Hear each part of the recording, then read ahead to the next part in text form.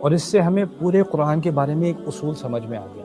جب انسان قرآن پہ غور کرتا ہے نا تو شروع سے کسی بھی صورت کو آپ لے لیں، آپ پڑھنا شروع کریں گے، اس میں اللہ تعالیٰ کوئی بات کریں گے. اس میں اللہ تعالیٰ جب بات کر رہے ہیں تو آپ کے دماغ میں ہونا چاہیے اہدنا الصراط المستقیم. اللہ تعالیٰ نے کوئی بات کی ہے، اس میں ہدایت میں مانگ لوں، اس سے میں ہدایت کیا لوں، اس کو میں دعا کیسے بنا لوں، اس کا ریاکشن کیا ہونا چاہیے. یعنی آپ ہمیشہ قرآن کے ساتھ ایک انٹریکشن کر لیں. اور یہ جو قاعدہ ہے، یہ اصول ہے، یہ فاتحہ کے اندر ہی اللہ تعالیٰ نے ڈال دیا. اس سے ہماری ایک اورینٹیشن ہوگی. میں اپنے اسٹوڈنٹس کو بتایا کرتا ہوں کہ کسی بھی کورس میں جب وہ پڑھائی کرنے جاتے ہیں تو شروع میں نا ایک اورینٹیشن ہوتی ہے. پروفیسر آپ کو بتاتا ہے کہ اس کتاب میں یا اس کورس میں یہ ہوا کرے گا، یہ بات ہوگی. فاتحہ میں مزے کی بات یہ ہے، فاتحہ میں 2 چیزوں کا تعارف ہے. ایک تو ہمیں اللہ تعالیٰ سے متعارف کرایا گیا، دوسرا پورے قرآن سے متعارف کرایا گیا. 2 تعارف ہیں قرآن کے اندر، فاتحہ کے اندر. فاتحہ کا تعارف کیا ہوا، اور قرآن کا تعارف کیا ہوا کہ قرآن میں جہاں بھی جو بھی بات ہو رہی ہوگی اس میں اللہ تعالیٰ ہمیں کسی نہ کسی طرح سے ہم سے یہ توقع رکھ رہا ہے کہ ہم یہ پڑھ کے ہمارے دماغ میں، ہمارے منہ میں کیا الفاظ آنے چاہیے، ایاک نعبد و ایاک نستعین. ہم آپ کی عبادت کرتے ہیں، ہم آپ کی مدد مانگتے ہیں، اب ہمیں ہدایت دیجیے. اور یہ ہدایت دینا کیا ہے، یہ سب سے بڑی مدد ہے، اس کو بھی سمجھ لیں. اصل میں جب ہم کہتے ہیں نا کہ ہم اللہ تعالیٰ سے مدد مانگتے ہیں تو ہو سکتا ہے کسی کو روزی کی مصیبت ہے، کسی کو معاشی مصیبت ہے، کسی کو صحت کی مصیبت ہے، کسی کو فیملی کی مصیبت ہے، کسی کو نفسیاتی مصیبت ہے. مختلف لوگوں کے مختلف امتحانات ہوتے ہیں، مختلف مشکلیں ہوتی ہیں، اور ہر معاملے میں ہم کہتے ہیں یا رب ہم تیری مدد مانگتے ہیں، ایاک نستعین. یہاں پر اللہ تعالیٰ نے کیا کیا، العام الی الخاص، یعنی کھلا میدان ہے، ہر طرح کی مدد میں اللہ تعالیٰ اپنے رب سے مانگتا ہوں ایاک نستعین کے اندر. لیکن ان تمام چیزوں میں جن میں مجھے مدد چاہیے ان میں سے اللہ نے ایک چیز کا اختیار کیا. یہاں اس نے یہ نہیں کہا ہمیں رزق دے، یا ہماری حفاظت کر، یا ہماری مشکلیں آسان کر، یا ہمیں شفا دے. وہ بھی ساری درخواستیں ہیں، لیکن ان سب درخواستوں کو چھوڑ کے فاتحہ میں ایک چیز کی درخواست کی ہے، وہ کیا ہے، اہدنا، ہمیں ہدایت دے. اور یہ کیوں، اس کی اہمیت کیا ہے؟ اس کی اہمیت یہ ہے کہ جو آپ باقی ساری چیزیں مانگ رہے ہو نا اللہ تعالیٰ سے، وہ سب اس کے تحت ہیں. اگر یہ مل گیا نا تو سب سے بڑا رزق مل گیا. اگر یہ مل گیا تو اس سے بڑی حفاظت کوئی نہیں آپ کی دنیا میں، میری دنیا میں. اگر یہ مل گیا تو اس سے اچھی کوئی شفا نہیں مل سکتی انسان. یعنی باقی جو چیزیں میں ڈھونڈ رہا ہوں دنیا میں، جو مجھے چاہیے اس دنیا میں، وہ سب چیزیں اللہ تعالیٰ میرے لیے آسان کر دے گا، وہ دے دے گا آٹومیٹک. وہ بینیفٹس ہیں، وہ اصل مقصد ہی وہ بینیفٹس ہیں. اصل چیز کیا ہے، اگر یہ چیز ایک اللہ دے دے تو وہ باقی سارے مسئلے حل، اور وہ ہوگی ہدایت. اہدنا.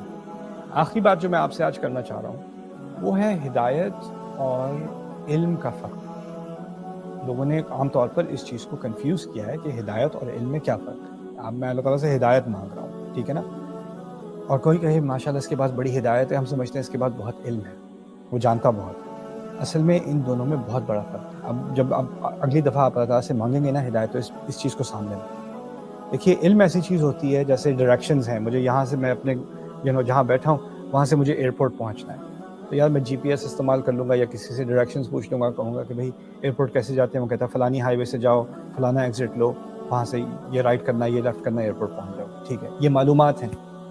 اب یہ معلومات جب میرے پاس ایک دفعہ آ گئیں یا میں نے لکھ لی، اسٹور کر لی، اب مجھے بار بار اس کی ضرورت نہیں پڑے گی. ایک دفعہ پتہ چل گیا تو پتہ چل گیا، معلومات ہیں. اگر کسی بچے کو آپ نے ایک دفعہ سکھا دیا 2 + 2 = 4، بار بار سکھانے کی ضرورت نہیں ہے. ایک دفعہ علم آ گیا تو آ گیا. اگر آپ نے سیکھ لیا آگ جلاتی ہے، ایک دفعہ سیکھ لیا انسان نے تو سیکھ لیا. اس کو بار بار سیکھنے کی، اس کو دہرائی کرنے کی، صبح اٹھ کے اس کا ورد کرنے کی ضرورت نہیں ہے. ایک دفعہ علم آ چکا تو آ چکا. علم کی حیثیت یہی ہے. اور علم کیا ہوتا ہے، وہ بڑھتا رہتا ہے. علم پہلے بنیادی ہوتا ہے، پہلی جماعت کا علم، پھر دوسری جماعت، 3rd گریڈ، 4th گریڈ، پھر کالج یونیورسٹی کا علم اس سے زیادہ، پھر ماسٹرز ڈگری کا اس سے زیادہ، پھر پی ایچ ڈی کا اس سے زیادہ. علم میں ترقی ہوتی جاتی ہے، اور انسان کے تجربے کی وجہ سے، اس کی عمر کی وجہ سے انسان میں علم کا اضافہ ہوتا چلا جاتا ہے. یعنی وہ جو علم آپ کا 10 سال پہلے تھا وہ اب نہیں ہے، آپ زیادہ جانتے ہیں. جو آپ آپ 10 سال کے تھے اور جب آپ 20 سال کے ہو تو آپ کے علم میں فرق آیا. لیکن ہدایت بالکل ہی الگ چیز ہے. پہلی چیز سمجھنے کی یہ ہے کہ ہدایت میں اضافہ نہیں ہوتا اس طرح کہ ایک دفعہ اضافہ ہو گیا تو اب کمی کی طرف نہیں آئے گا، وہ ہوتا ہی رہے گا. نہیں، ہدایت اوپر جاتی ہے، نیچے آتی ہے، پھر اوپر جاتی ہے، پھر نیچے آتی ہے. اور انسان علم کا کسی حد تک مالک ہو سکتا ہے. انہ لذو علم علمناہ، قرآن نے بھی کہہ دیا وہ علم والے تھے جو علم ہم نے انہیں سکھایا. یعقوب کے بارے میں اللہ تعالیٰ نے کہا علیہ السلام. یعنی انسان کے لیے ممکن ہے کہ وہ کسی علم کا مالک ہو سکتا ہے. کوئی فزکس کا ایکسپرٹ بن سکتا ہے، کوئی میڈیسن کا ایکسپرٹ بن سکتا ہے، لیکن ہدایت ایسی چیز ہے کہ آپ اس کو اون نہیں کر سکتے۔ فاتحہ میں ہم اللہ تعالیٰ سے ہدایت مانگ رہے ہیں، اور مانگی وہ چیز جاتی ہے جو آپ کے پاس نہ ہو۔ یہ بھی نہیں کہا کہ ہماری ہدایت میں اضافہ ہدایت دے دے۔ وہ ایسی چیز ہے کہ اگر آپ کے پاس 1 گھنٹہ پہلے تھی تو 1 گھنٹے بعد غائب ہو سکتی ہے، اگر کل تھی تو آج غائب ہو سکتی ہے، آج دوپہر میں تھی تو شام میں غائب ہو سکتی ہے۔ یعنی ہمیں یہ ایسی چیز ہے جو ہمیں بار بار ریکویسٹ کرنی پڑے گی۔ تو اس کی اگر مثال میں دوں، اس کی مثال پانی کی ہوگی۔ آپ یہ نہیں کہتے کہ میں نے صبح پانی پی لیا تھا تو کل پی لیا تھا، آج تو ضرورت نہیں ہے۔ نہ، آپ کو پانی پینے کی، آپ کے جسم کو اس کی ضرورت ہے، آپ کو ہائیڈریٹ کرنا پڑے گا۔ اسی طرح ہمارے دل کو، ہمارے ایمان کو ہدایت کی ضرورت ہے، انسان کو ہدایت کی ضرورت ہے، اس کو بار بار اس کے پاس واپس آنا پڑے گا۔ تو اس کا علم سے یہ ایک بہت بڑا فرق ہے کہ علم میں اضافہ ہوتا ہے آٹومیٹکلی، آپ سیکھتے ہیں، پرانی بات رہتی ہے، اس کے اوپر اس کے نئی بیس بنتی ہے۔ لیکن ہدایت ایسی چیز ہے کہ کبھی کبھی انسان کو واپس بنیادی بات پر آنا پڑتا ہے، اور اس میں ایک فلکچویشن ہوتی ہے، اونچ نیچ ہوتی ہے۔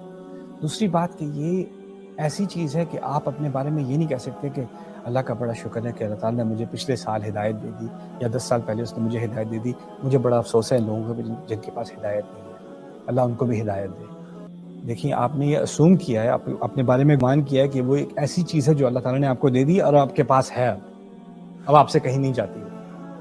اصل میں ہمارے نبی کی سنت ہے صلی اللہ علیہ وسلم، ہم 5 وقت کی نماز پڑھتے ہیں، فرض نماز میں کم از کم 17 دفعہ آپ اللہ تعالیٰ سے مانگ رہے ہیں کہ مجھے ہدایت دے، اہدنا الصراط المستقیم، اہدنا الصراط المستقیم، اہدنا الصراط المستقیم، بار بار مانگ رہے ہیں ایک ہی چیز، بار بار مانگنے کا مقصد کیا ہے؟ اب ہمارے نبی خود علیہ الصلوۃ والسلام وہ خود ہدایت مانگ رہے ہیں بار بار۔ یہ اس بات کو سکھانے کا مقصد یہ ہے کہ اس کتاب میں جو ہدایت ہے نا، وہ معلومات نہیں ہے۔ اگر آپ کو سورۃ البقرہ کا ترجمہ آپ پڑھ چکے، علم تو اس کا آ گیا، ہدایت اس کی نہیں آئی۔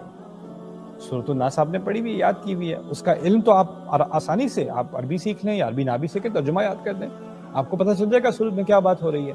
لیکن وہ معلومات ہیں، وہ ہدایت نہیں ہے۔ ہدایت ایسی چیز ہے اس کا صرف عقل پہ نہیں، دل پہ بھی اثر ہوتا ہے، اور وہ ایسی چیز، قرآن نے اس کو ایسی چیز بنایا ہے کہ مجھے اس کے پاس بار بار جانے کی ضرورت ہے، اور اس کا جو اثر، وہی آیت ہے، میں وہی آیت پڑھ رہا ہوں، لیکن اس کا جو اثر میں نے پچھلی دفعہ پڑھی تھی، جو اثر اس وقت ہوا تھا، اس وقت اس کا کوئی اور ہی اثر ہو رہا ہے، پھر اس کے بعد کوئی اور ہی اثر ہو رہا ہے، پھر اس کے بعد کوئی اور ہی اثر ہو رہا ہے۔ یعنی اس قرآن کی جو رینیول ہے، جو اس کی ریفریش ریٹ ہے، اس طرح سمجھ لیں میرے ساتھ، وہ بار بار اس کا میرے ساتھ تعلق جو ہے وہ ریفریش ہوتا چلا جاتا ہے، اور اسی لیے اس کے جواب میں، اہدنا الصراط المستقیم کے جواب میں باقی قرآن ہے۔